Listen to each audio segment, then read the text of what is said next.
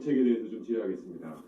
아마 장관님하고 저하고 외국인 정책 질의하기 시작한 게 1년이 넘는 것 같습니다. 제가 보니까 작년 7월 대정부 질문이었고요. 아마 장관님이 가장 법무부 장관 중에서 외국인 정책에 깊이 적극적으로 관여하신 분으로 기억합니다. 그리고 이민청에 대해서도 아까 업무 보고하실 때도 자세히 설명하는 듣고 많은 기대를 하고 있습니다. 이 과정에서 제가 꼭 하나 짚고 넘어가고 싶은 게 있는데 다름 아니라 외국인 밀집, 외국인 과밀 지역에 대한 현상들입니다. 법무부에서 주신 자료들입니다. 신신당부하셨습니다. 이거 조심해달라고. 무슨 뜻인지 아는데 우리 대한민국에 지금 외국인들이 굉장히 많이 들어오고 숫자는 늘어나는데 분산돼서 퍼져서 골고루 사는 것이 아니라 여기 나와 있는 지역이 집중해서 거주하고 있습니다. 영등포 대림동, 구로동, 경기도 화성, 경기도 수원시 팔달구 등등등등 보면 50개 정도의 명단을 주셨습니다. 법무부에서. 이렇게 집중되는 현상이 장관님 저는 바람직하지 않다고 생각하는데 어떠십니까? 저희가 지금 출입국 이민관리청을 준비하는 이유 중에 하나도 어떤 컨트롤 타워, 그동안에 이런 컨트롤 타워가 없었습니다. 전국적으로 어떤 분포를 가져야 하고 10년에 어떤 인구 구성을 가지게 될지 그런 부분에 대해서 준비가 꼭 필요할 상황이고 몰리는 건 당연히 좋지가 않고 다른 외국 유럽이나 이런 데서도 이런 부분에 대해서 파생하는 문제들이 많이 있다는 걸 알고 계실 겁니다. 예, 저는 이거 굉장히 심각한 문제라고 생각합니다. 이 자료를 볼 때 대림동에 사시는 우리 주민들, 구로동에 사시는 분들, 화성시에 사시는 분들, 팔달구에 사시는 분들이 이 자료를 보고 좋아하실까 불편해하실까 저는 예측할 수 있다고 생각합니다. 따라서 우리가 이 이민 정책을 만들어 나감에 있어서 굉장히 분산 정책을 처음부터 신경 써야 된다. 프랑스나 영국이나 독일이나 이거에 실패해서 슬럼화된 경우가 굉장히 많습니다. 그러니까 저희가 지금 비자 정책 중에서 인구 이 소멸 지역에 있어서의 특혜를 주는 방식이라든가 이런 부분을 저희가 크게 그림을 그려가고 있는데 다만 그 문제를 공개적으로 저희가 공표하는 것은 좀 무리가 있을 수가 있기 때문에 제가 그것을 효율적으로 하는 방안을 잘 준비하고 있다는 말씀드립니다. 네, 저는 그 민감성에 대해서 충분히 공감합니다, 장관님.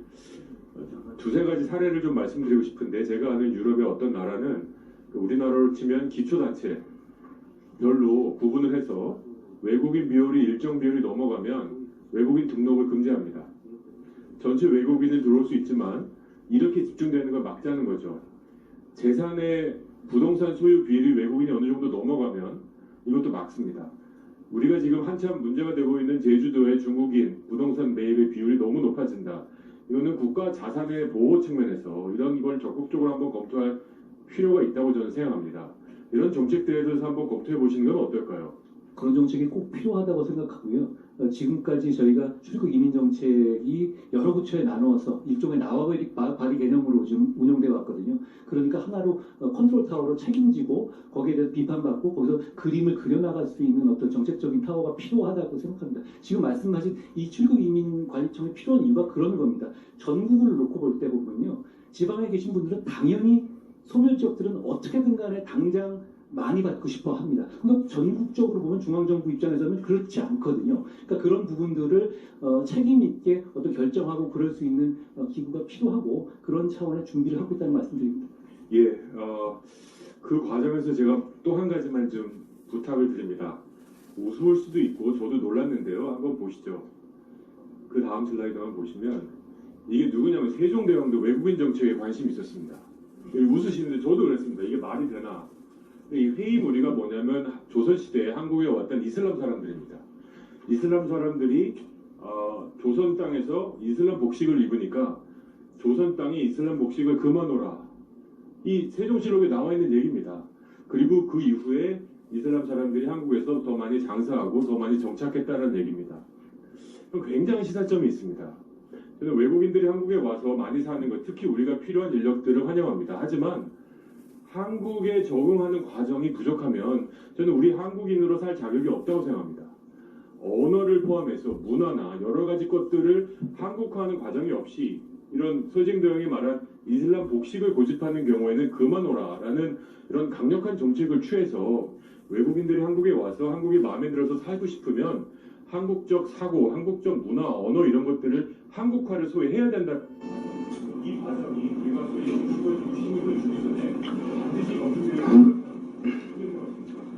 저는 뭐 외국인 정책의 기본은 대한민국의 국가의 국익과 시민들의 이익이라고 생각합니다.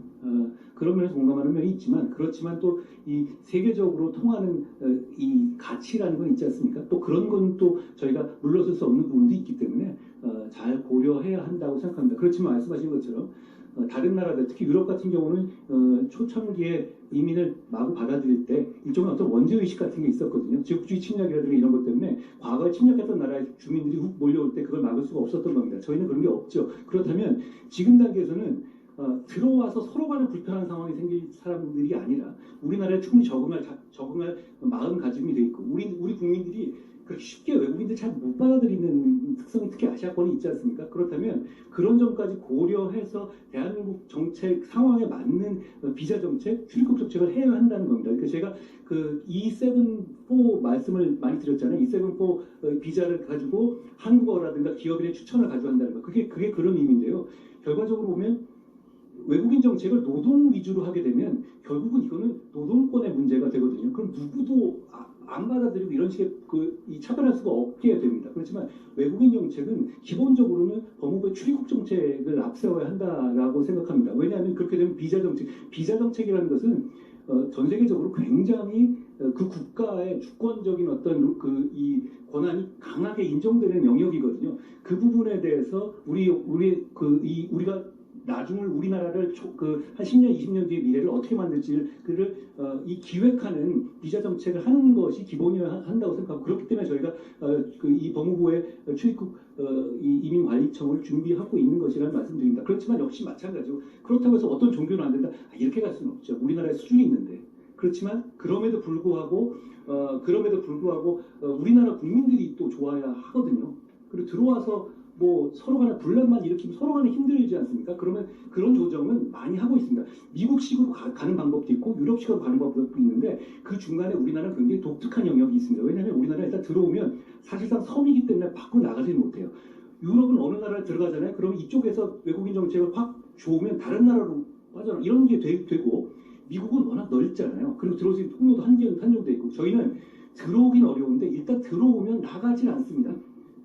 일본에 비해서 우리나라 불체율이 높은 것이 우리나라 같이 문명화된 나라에서는 그냥 강제 출국이 정말 어렵거든요. 그럼 일단 들어오는 단계에서의 우리가 국익이라든가 백년대계를 감안한 어떤 비자 정책이 필요한 상황인 거예요. 근데 지금까지 그런 정책을 잘 못한 면이 있어서 그런 것을 잘 하겠습니다.